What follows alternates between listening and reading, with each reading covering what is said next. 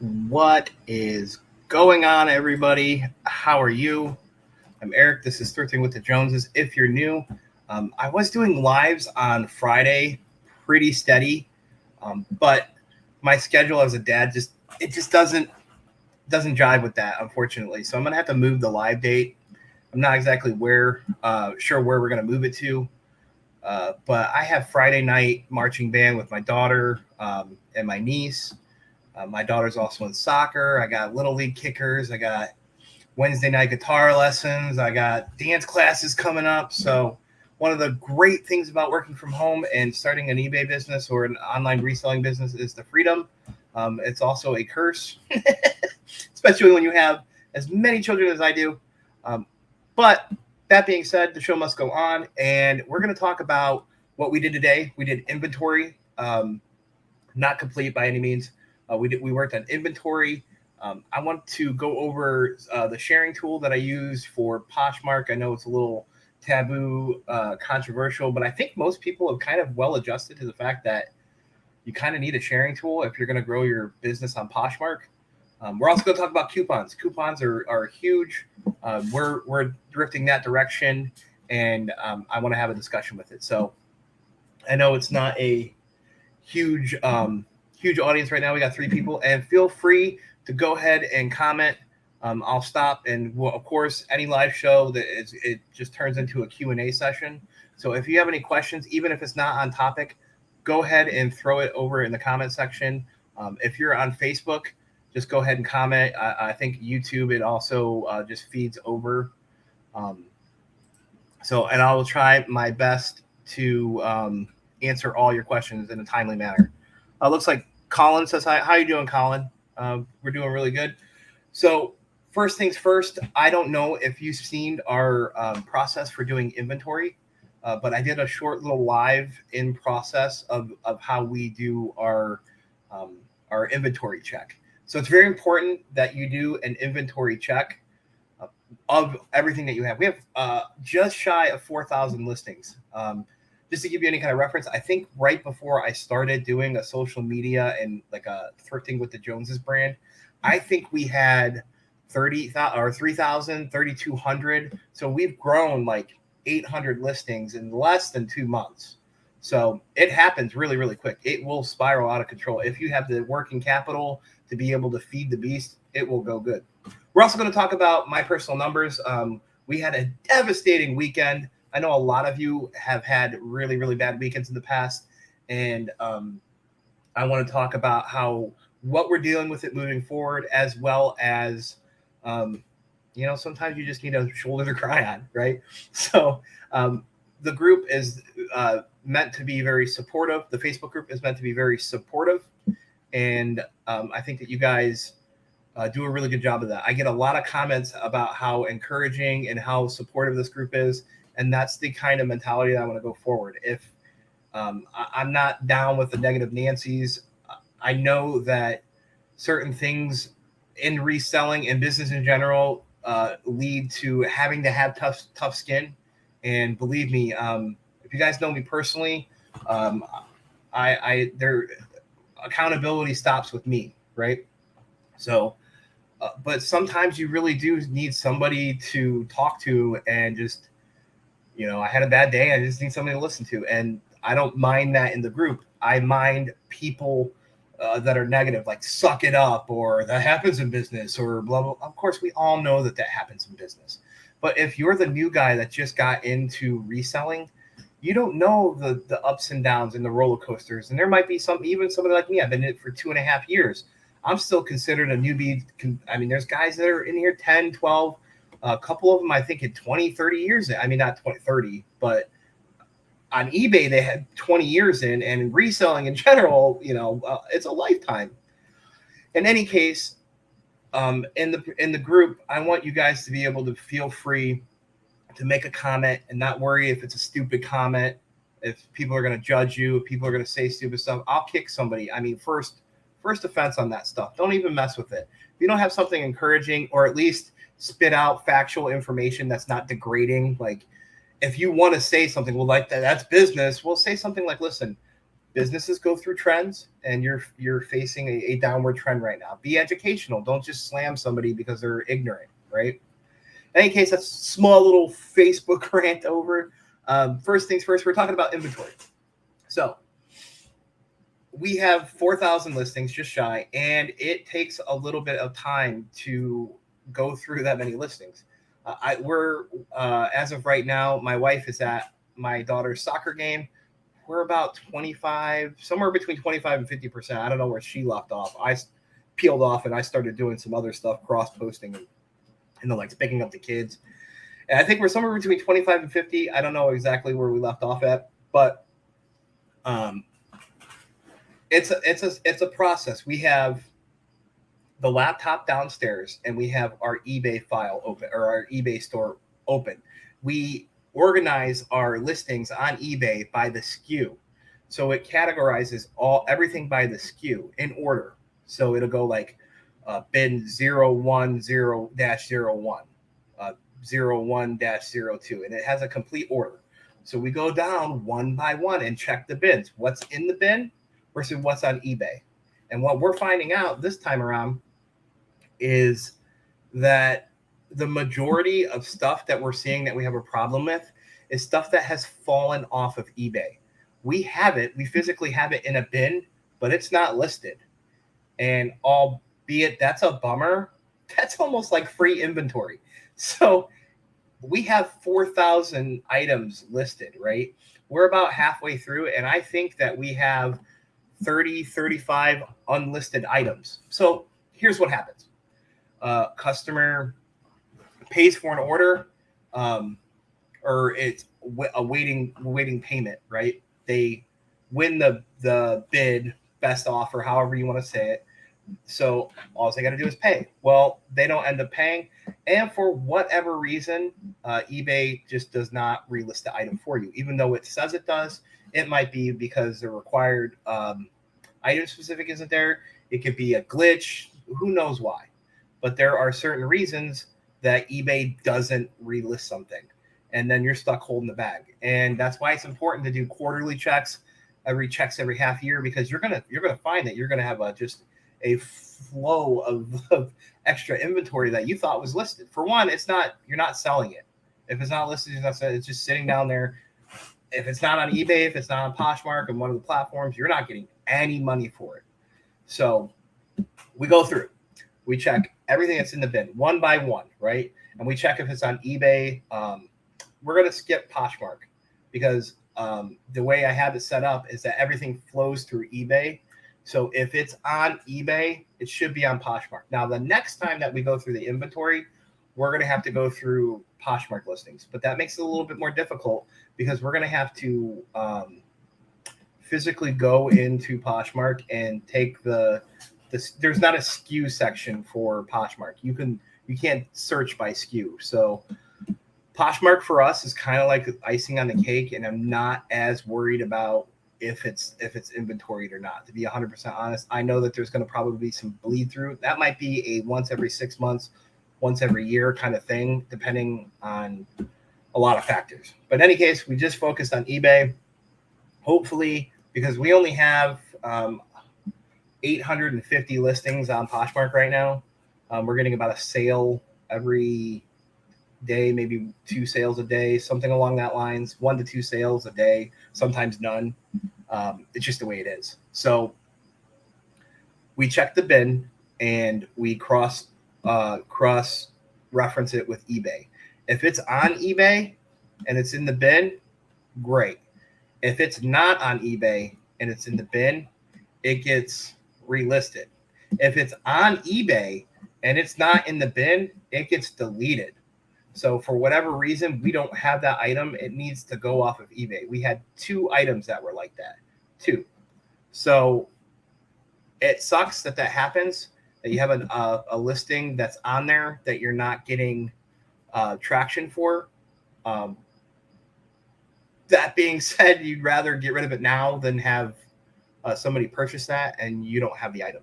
So that pretty much just encompasses eBay. There's a couple other caveats. There are times when something is mislabeled whether it was a long night and you put 13 instead of 14 and it's in the 14 bin, but it's supposed to be in the 13 bin, or when you're taking the returns back and you're refiling them and you put them in the wrong bin. Those are mislabels. And then there's one other caveat is we don't want to sell it anymore. We've been holding on to it for, 2.5 years. It was a bad buy. And we had just 2 t-shirts that were Tough Mudder competition shirts. And when we bought them, I thought, hey, Tough Mudder, somebody's going to want them. Maybe they were in that Tough Mudder and they wanted sometimes like concert shirts, even though they're like say 2013, somebody went to that concert. They didn't buy the t-shirt then and they feel bad about it. Now they want the concert shirt. So they buy it off of eBay. That happens a lot. We get that all the time. Well, I thought something similar would happen with Tough Mudder, and not the case. So we've had a couple that we just don't even want to deal with. And then there was 2 of them that we're not 100% sure if they're on eBay. They fall into a really, really weird category. We know that they're somewhere on eBay. They're not under the SKU they're supposed to be.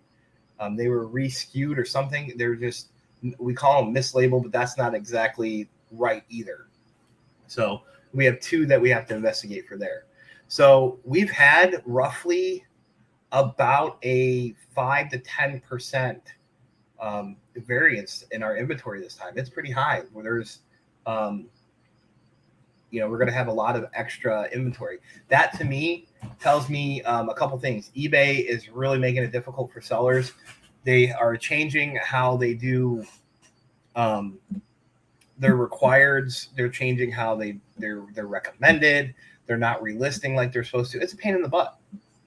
So that being said, it is what it is, and you just kind of have to move forward here. So that's pretty much everything with inventory that I'm going to talk about. We're still not done with it. It's probably going to take a few days, realistically. I think Alyssa's going to come back. We're going to have some dinner, and then we're going to hit it again. I don't know what the plan looks like here, but we've actually stored up a draft bank so that we could take today off from actually listing to be able to focus on inventory. If this bleeds into another day, which is most likely going to, we're going to have to play catch up or just accept that we're not going to get it all up. So it is what it is. So we're going to move on to the next topic, and that is the crappy weekend in sales that we had. So I'm going to share my screen here. Give me 1 second, and I'm going to show you a little the back office here, right? So this is let me see if I can make sure you can see the graph. This is my sales, right? And as you can see here, it started on Thursday, $115. Now, before you bust my balls about this, I understand that there is probably a lot of people that would kill to have the sales that we do. Completely understand. So, but for us, what had happened to us over the weekend was devastating. Okay. I understand that a lot of people would love to be devastated by the numbers that we had. And I know that there are a lot of people that are looking at us and laughing because they do $500, $600, $700 a day. And it's not like, that's just, they could not deal with that. Right. So it goes both ways. Right. So here we had a $115 day. And after coming off of a $326 day, we come all the way down to 115, and that was rough. So as you can see over here, we had some real, we were doing all right. We were starting to rebound. We thought that the summer slowdown had started to kick back the other direction, because our pre-summer slowdowns, we were in the $300 to $400 to $500 everyday range, right? So we were, I think we were averaging like $350 a day, right? So now we're all the way down to 200, which we understand it's part of the game, right? So in the fourth quarter, we should, skyrocket or whatever. That's just how the game is played, and you know that you're going to make up for a lot of the summer slowdown later on, right?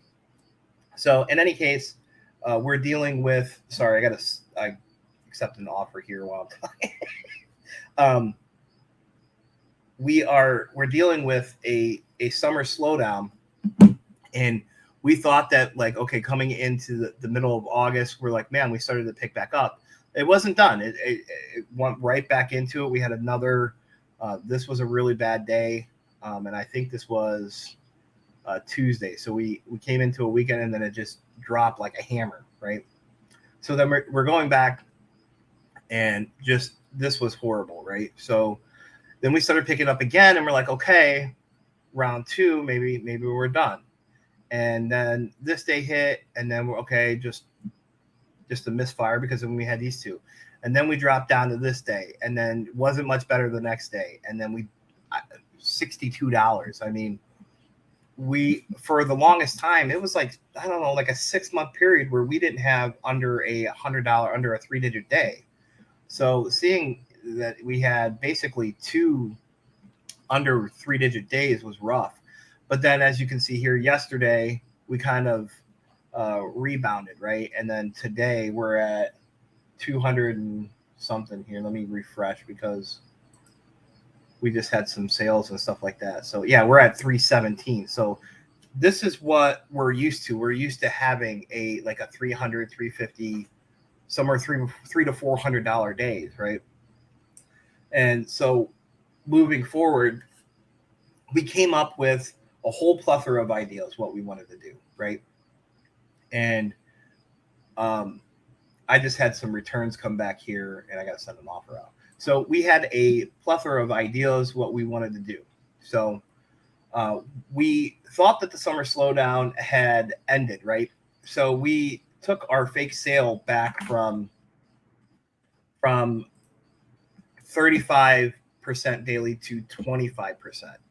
So I know this is a lot of like technical jargon or whatever, but we think that might have had an effect, because pre-summer slowdown, we ran a fake sale for 25%, meaning we marked up our prices by a little more than 25% because we discounted them by 25%. So it washes out, and we get that nice little cool countdown clock slash through the pricing.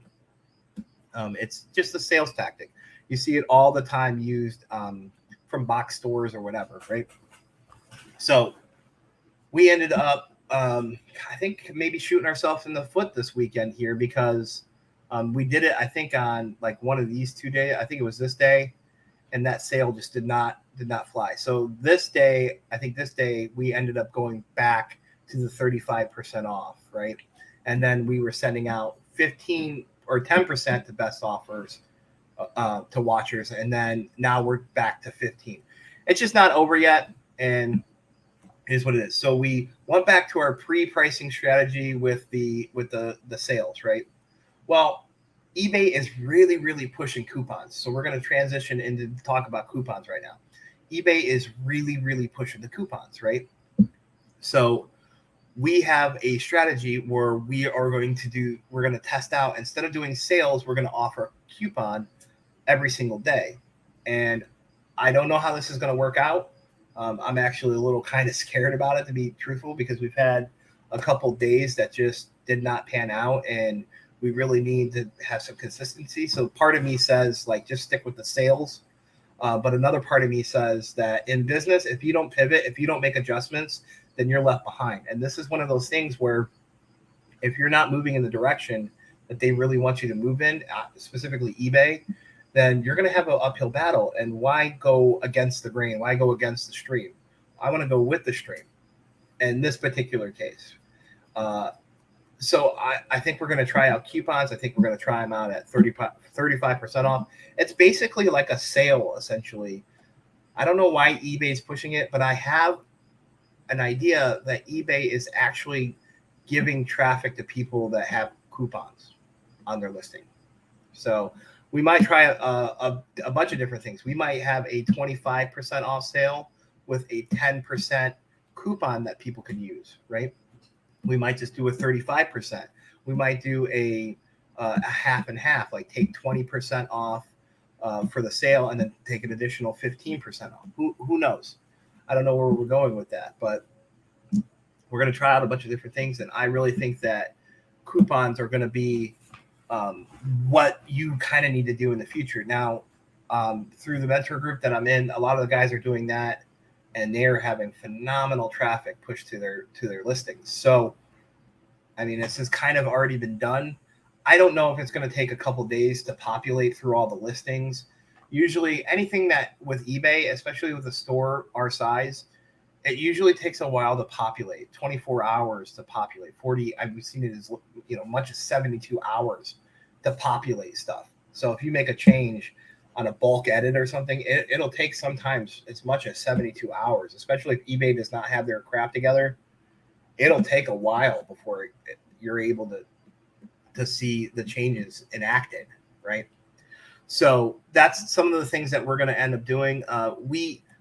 Once our kids are like really into the schedule, so middle of September, we're going on, I call it vacation, but it's not really a vacation. We're going to see my brother's son is graduating from boot camp in Oklahoma. So we're going down there, and we're taking our kids or whatever down there.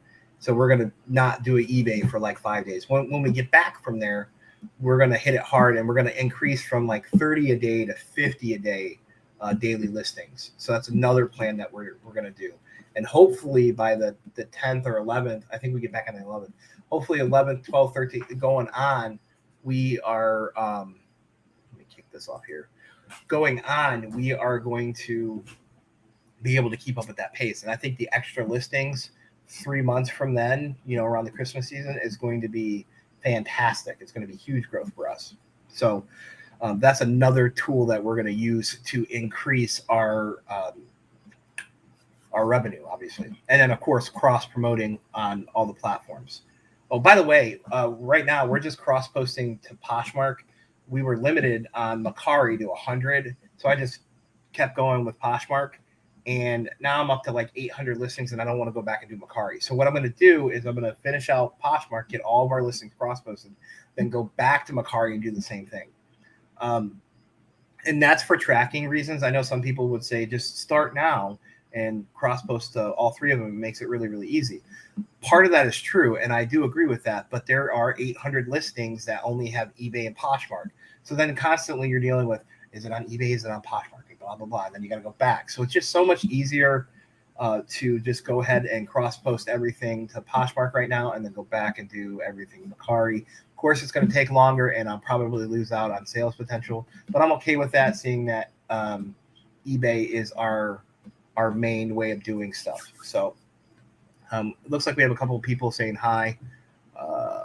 We got, the wifey's in. She must be watching from the game there.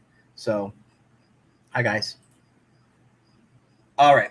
So, anyways, I wanted to talk about our Posh. I call it a bot. Realistically, it's an extension, right? So we use an extension called Closet Tools. Now, controversial. Whatever way you land on this, that's up to you. I don't really care. Again, if it's not your thing, then it's not your thing, and I completely understand that. Technically, any third-party system, I think, is against Poshmark rules, but this isn't a bot, right? So a bot is a program that runs interdependent of you, and it does a bunch of things, and it's triggered by different actions that happen on the platform. And literally, you basically open up the bot, you start it, and then it just does a ton of things all on its own, and you don't have any control over it. You preset what it's supposed to do, and it just goes ahead and does that, right? This is an extension. So what it does is it's a Chrome extension. So you use Google Chrome, and basically what it does is it does like the sharing for you, the following back and stuff like that. So I'm going to show you. Actually, hold on here. I'm going to show you some of the stuff, because I know that some of the people that are on the table about Poshmark, this makes your life 1,000 times easier. So this is the Poshbot here, right? So it's actually called Closet Tools, right? and I'm going to have a link somewhere for it. It'll be an affiliate link, so obviously I'll get a commission for it if you do decide to go with this. This isn't a sales pitch. This is definitely just a showing you how we've been able to grow and get. It's damn near $1,000 at this point in the short time. I have to recalculate. As of like, I think it was 8:20. I did a posting in the Facebook group that we had like $800 already this month from Posh Market Macari. So this is definitely one of the things to our success, to be able to grow that business so quickly. Not only did we already have the existing listings that really, really help us, but this is a sharing tool. So I'll show you what it does. So right now, I have my entire closet loaded, and it is, let's see here, 813 items that it's sharing, right? So Poshmark says that I have 886 listings, but from 813 to 886, those are all the solds in there. For whatever reason, Poshmark just doesn't get rid of the solds. They just stay there forever.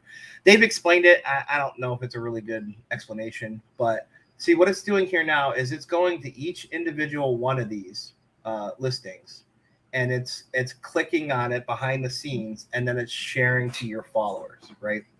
So that's essentially what it's doing right now. Wherever you land on that, that's up to you.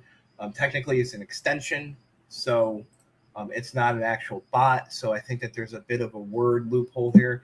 I'm pretty sure that Poshmark doesn't necessarily care about something like this, right?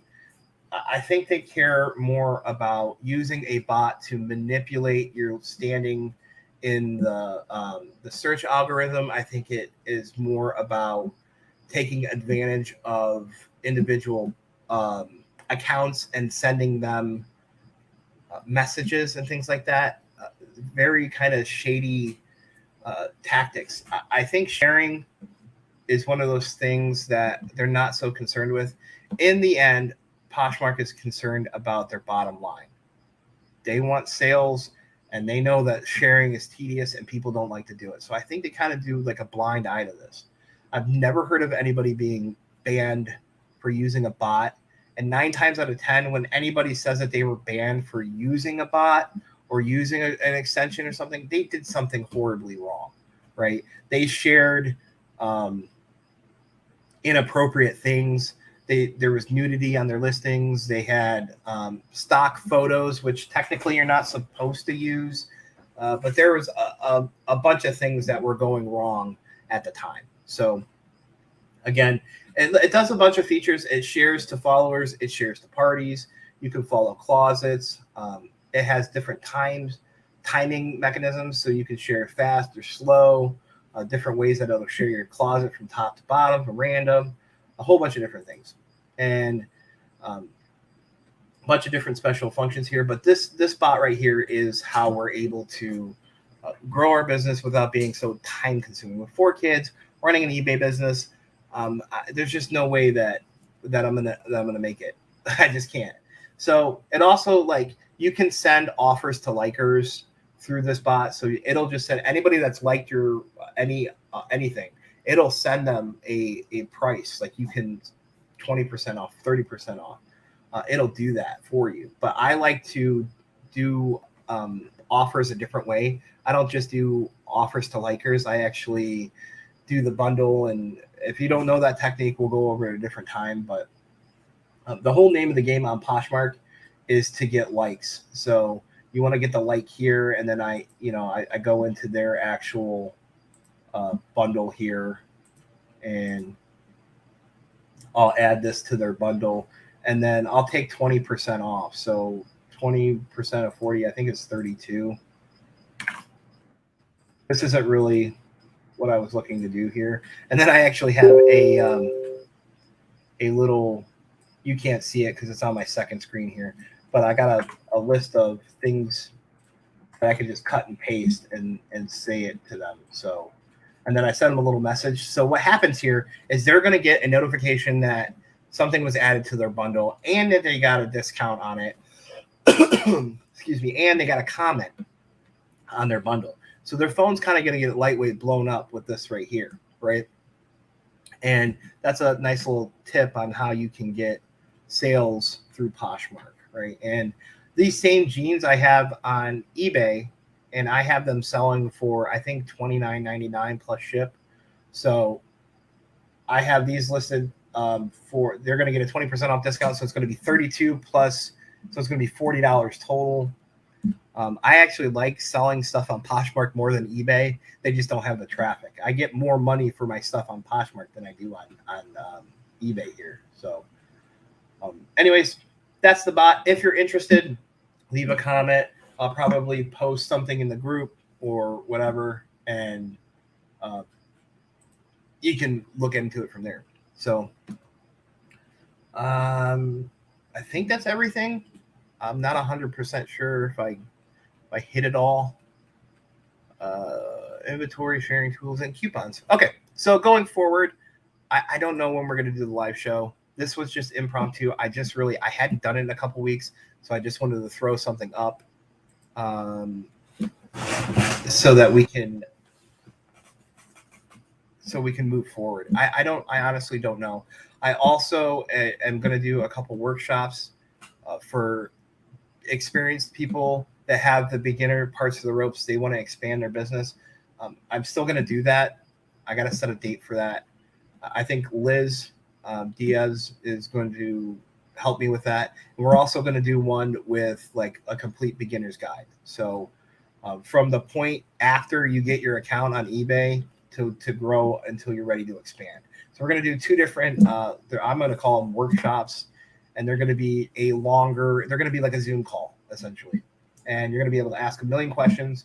You're going to want to get your pencil, paper, and you're going to want to take notes for that. We're going to go over things like search engine, how Cassini works. We're going to go over how to expand inventory. Good news, we got a lead on a warehouse. So we're going to finally make the move out of our house. We work primarily out of the house. We're still going to do the listing and everything here, but the storage and the shipping are going to be done at the warehouse. So we have a large family, and we're kind of all cramped up, multiple people in multiple rooms kind of thing. So we have to move out of here. Plus, when my nephew comes back, he's going to be staying with us. So we got to make more room for him. He was down in the basement, but when he left for boot camp, we collapsed his whole side of the room, and we took all the space in there, and now we've since grown out of there. So we actually need a warehouse space, and I'm excited, a little nervous because that's an added expense. So we're going to have a whole nother added expense. We're going to be eating macaroni and cheese and bologna and cereal for a couple of months, maybe. Anyways, guys, thanks for indulging me in this live. Going forward, I don't think it's going to be Tuesday nights. I don't think it's going to be Wednesday nights. I think we're looking at, I want to say Monday or Thursday. The only thing that bugs me about Thursday is that a lot of like YouTubers do their shows on Thursday. The weekend's pretty much cashed out. I might be able to do it on Sunday. So it's really looking like I think Monday or Thursday is going to be where it falls, to be honest with you. In any case, thanks for indulging me. It's been great, and I'll see you Monday, Thursday. I don't know.